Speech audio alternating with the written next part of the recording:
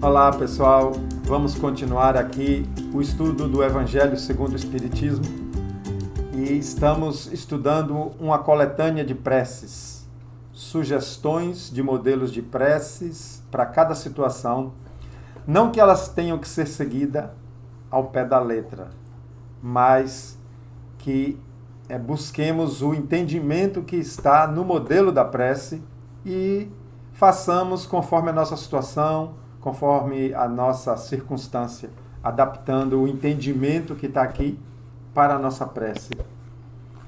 Capítulo 28, coletânea de preces, estamos aqui agora no item 18, vamos estudar para pedir a corrigenda de um defeito, ou seja, vamos pedir ajuda aos espíritos, a gente pede a Deus, a Jesus, a Nossa Senhora, a qualquer santo, mas na verdade esse apoio vem através dos espíritos já experientes, que a gente fala evoluídos, né?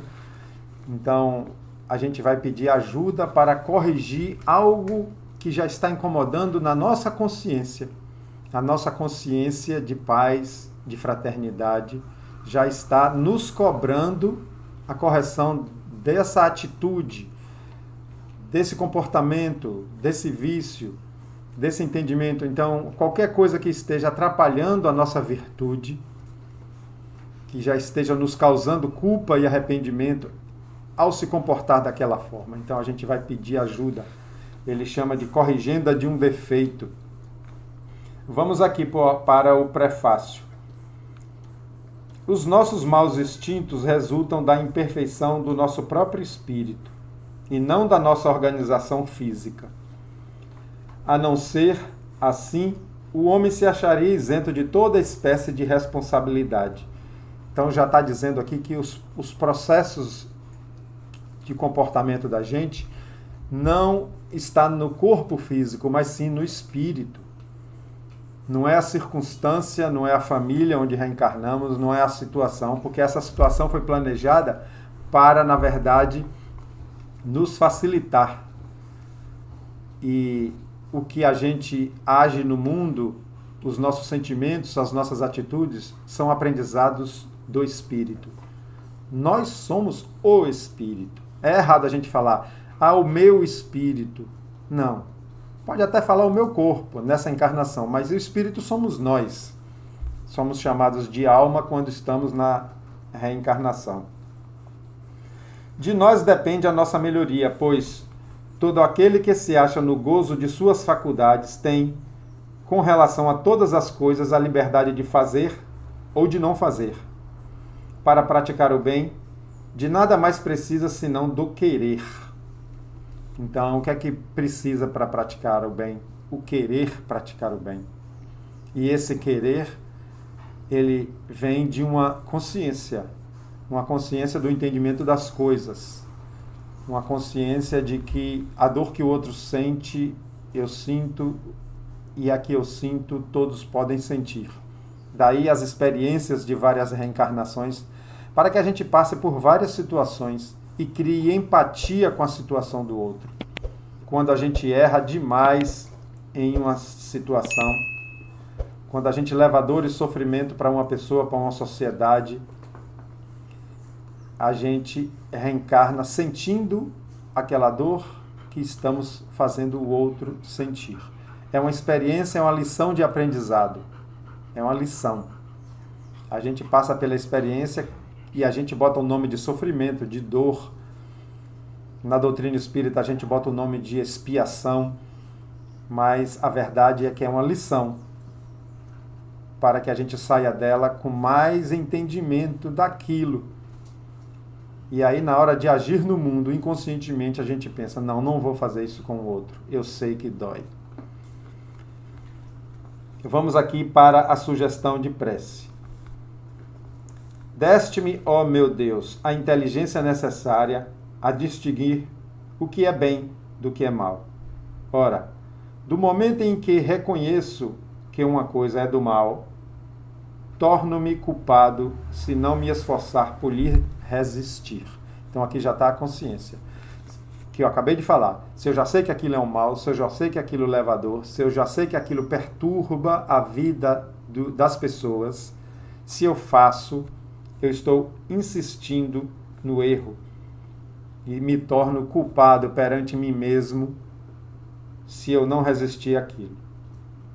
Preserva-me do orgulho que me poderia impedir de perceber os meus defeitos e dos maus espíritos que me possam incitar a perseverar neles. Então está pedindo aqui que preserve, que evite o próprio orgulho para não reconhecer os defeitos. Geralmente a gente não reconhece. Geralmente a gente se acha bom, se acha caridoso, se acha justo. E é difícil a gente reconhecer, não, eu fui injusto. Eu ajo com injustiça muitas vezes. Olha só, eu ajo com orgulho e egoísmo muitas vezes. É difícil, porque a gente ainda está numa vibração muito densa e a gente quer estar sempre superior aos outros. Mas o caminho é esse, é olhar no espelho e reconhecer os próprios erros.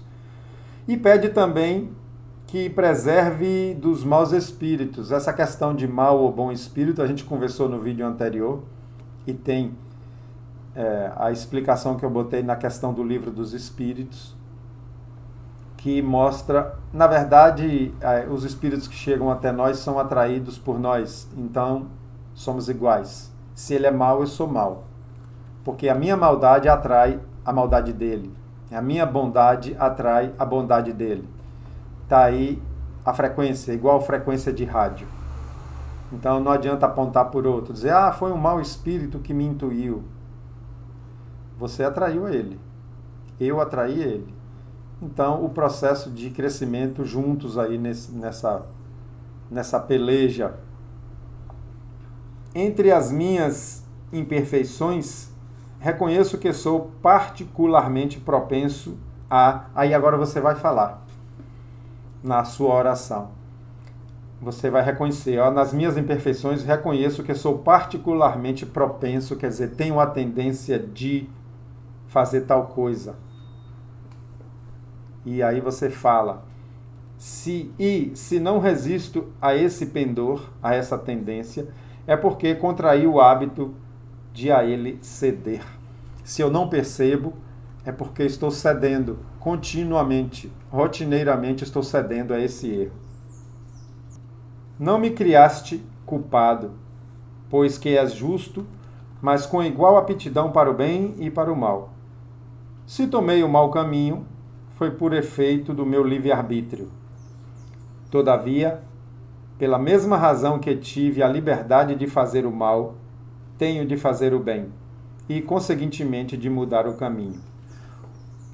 O que pesa mais para a gente é quando, ao tomar o caminho do bem, a gente pensa que está perdendo alguma coisa.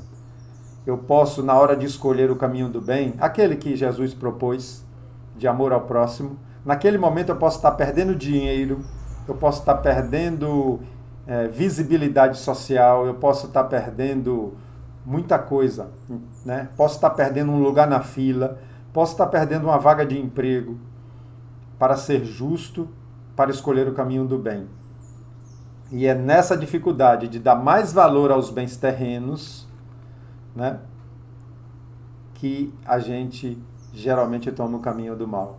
Se eu vou perder meu bem material, eu prefiro que o outro seja morto. Se eu vou perder a minha visibilidade, a minha moral social, eu condeno o outro. E aí a gente toma o caminho do mal.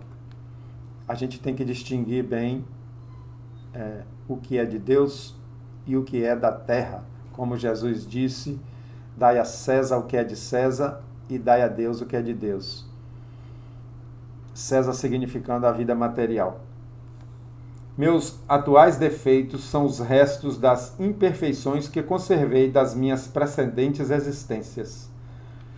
São o meu pecado original, de que me posso libertar pela ação da minha vontade e com a ajuda dos espíritos bons. Essa palavra pecado original vem da Bíblia e muito se associa isso a sexo, não é?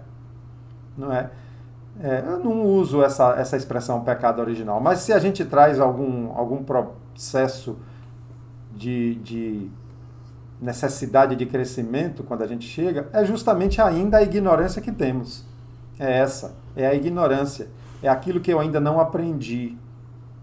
É a minha necessidade de crescimento. Aí é que está a fonte, geralmente, de agir contra os outros. Não existe pecado. Existe ainda a ignorância e a involução. Bons espíritos que me protegeis, e sobretudo tu, meu anjo da guarda, dai-me forças para resistir às más sugestões, para sair vitorioso na luta. Anjo da guarda é uma pessoa, é um espírito, uma pessoa que já desencarnou e que é mais evoluído do que o seu protegido, e está ali ajudando que ele vença nas provas e expiações que estão aqui.